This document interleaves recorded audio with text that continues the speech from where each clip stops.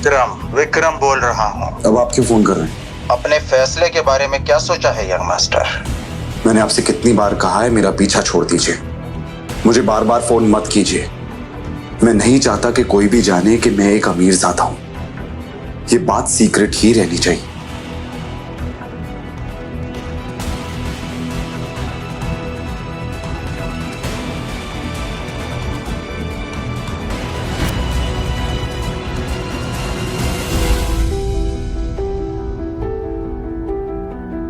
क्या हुआ शनाया? हाँ, वो कल रात को जो हुआ इसलिए। It's okay. मुझे ऑफिस जाना है, इसलिए बार बार एक ही बात करना बंद कीजिए प्लीज।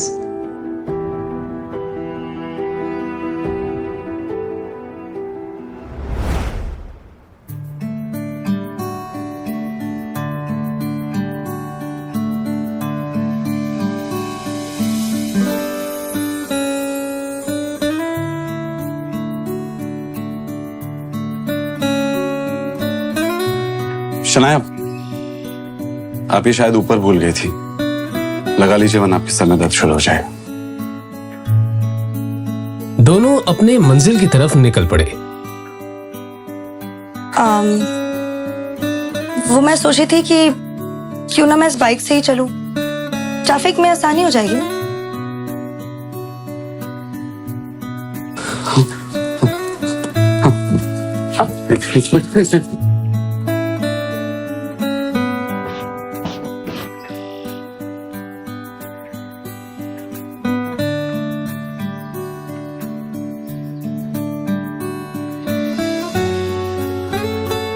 बाइक पर बैठकर शनाया ने आहान के कंधे पर हाथ रखा तो आहान को एक अलग ही एहसास हुआ। शनाया का भी कुछ यही हाल था। आज वो दोनों पहली बार पूरे होश में एक दूसरे के इतने पास थे। आप चलेंगे या किसी और का भी इंतजार है?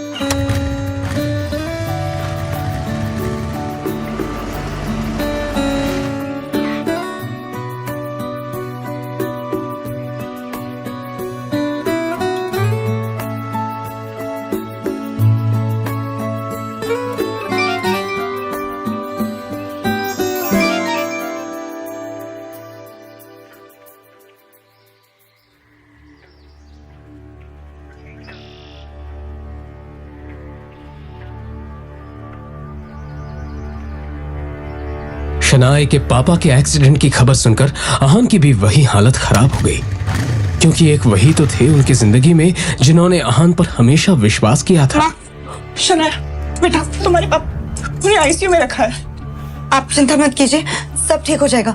जाके पता करके आते हैं, चलिए।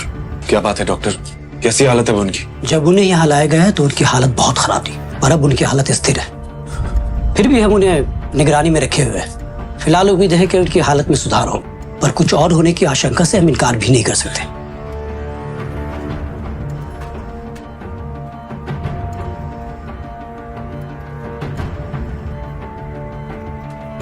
आहान, शनाया और यामिनी जी का पूरा दिन कश्मकश में बीत गया। शाम होने को आई थी और अब भी वो सब हॉस्पिटल में मौजूद थे। शनाया की हालत आहान से देखी नहीं जा रही थी। तभी कुछ सोचते हुए आहान ने शनाया के पास जाकर कहा, अब आप माँ को लेकर घर निकल जाइए शनाया। अंकल की देखभाल के लिए मैं यहाँ हूँ। जो भी होगा मैं आपको फोन करता रहूंगा। पर मैं पापा को इस हाल में छोड़कर कैसे जा सकती हूँ? उनकी हालत। देखो शनाया, अंकल के लिए मेरा प्यार आपसे कम नहीं है। उन्होंने मेरे लिए जो कुछ भी किया है उसका एहसान मैं नहीं चुका सकता। वो मेरे लिए भगवान के समान है। इसलिए मैं कह रहा हूं आप खुद पर ध्यान दीजिए और माँ को लेकर घर जाइए। मैं यहाँ पे सब कुछ संभाल लूंगा।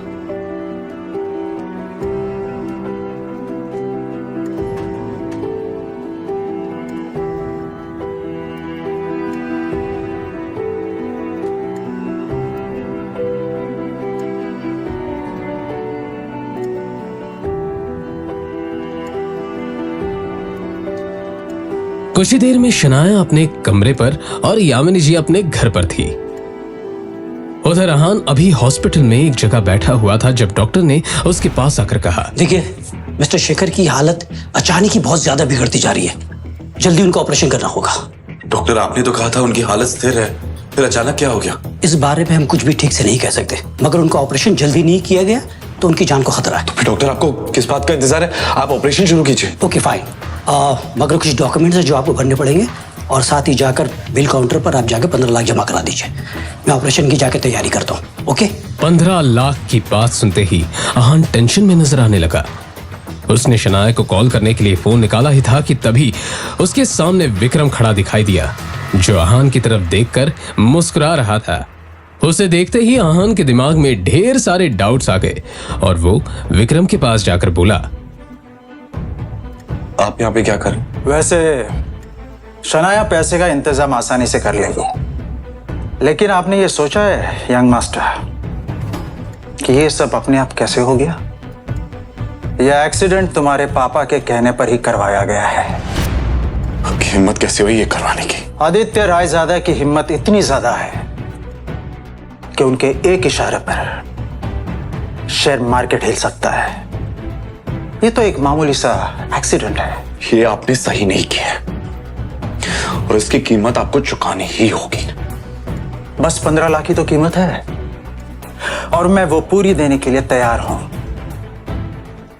रायजादा ग्रुप को अपना लो। वैसे भी इस कंपनी के सामने 15 लाख ऊंट के मुंह में हीरे समान है। ये पैसे तो तुम्हें देने ही होंगे, लेकिन अंकल के एक्सीडेंट का हिसाब मैं बाद में लूंगा, लेकिन तुम्हारी बात कभी नहीं मानूंगा। वैसे भी अगर मैं तुम्हें पैसे ना दूं तो तुम्हारा काम रुकेगा नहीं। शनाया है तुम्हारे पास, क्यों? लेकिन सोचो, अगर शनाया को यह पता चल जाए कि रायजादा खानदान के साथ ताल्लुक होना ही इस एक्सीडेंट की वजह है, तो क्या वो तुम्हें माफ करेगी? हाँ? तुम्हारा ये जो रिश्ता है धीरे धीरे सही हो रहा है, वो पूरी तरह खत्म हो जाएगा। सच में विक्रम ने बड़ी ही शातिर चाल चली थी और आहान को यह अफसोस हो रहा था कि अभी तक वो इस साजिश को समझ क्यों नहीं पाया था। और हाँ, तुमने अगर ना की तो तुम जानते हो अपने पिताजी को, ये सब यहां नहीं रुकने वाला। शनाया भी है ना। आप ऐसा कुछ नहीं करेंगे जिससे शनाया या उसकी फैमिली और मुसीबत में है। मैं आपकी बात मानने को तैयार हूं, लेकिन हाँ, ये बात बाहर नहीं आनी चाहिए कि मैं कौन हूं। और ये सब मेरी वजह से हुआ है।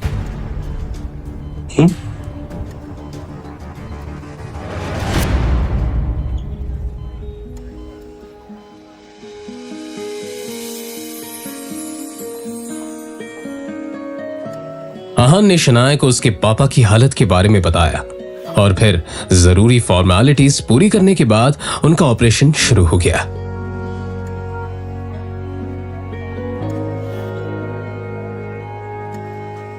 कुछ देर में डॉक्टर ने खबर सुनाई थी कि अब शेखर की हालत ठीक है। ये सुनकर दोनों ने राहत की सांस ली। अब वो मैं पापा के लिए खाना लेकर आई थी, सोचा था उनकी तबीयत बेटर होगी तो उन्हें खिला दूंगी, पर अब आप ही को खाना पड़ेगा।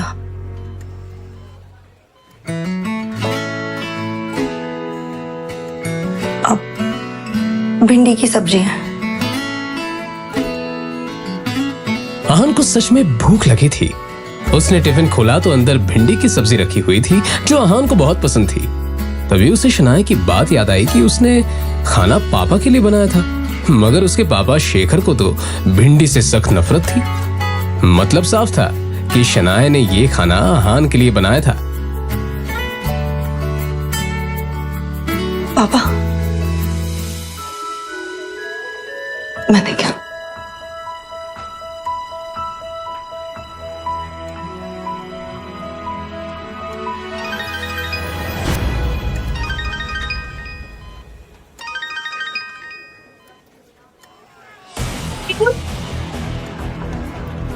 शगुन ये क्या नया नाटक है? शगुन के रोने की आवाज और गुंडों के हंसने की आवाज अहान के कानों में साफ पड़ रही थी। शनाया, मुझे कुछ जरूरी काम है, मैं बस कुछ ही देर में आता हूं।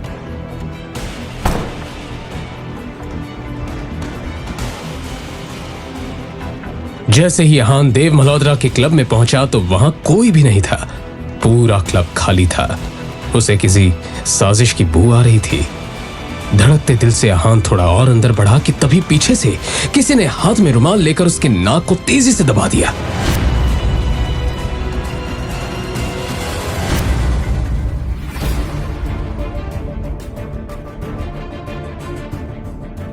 आखिर क्या होने वाला है अहान के साथ? क्या है शौर्य और शगुन की साजिश? जानने के लिए बने रहिए इस कहानी के साथ, सिर्फ और सिर्फ पॉकेट एफएम ऐप पर।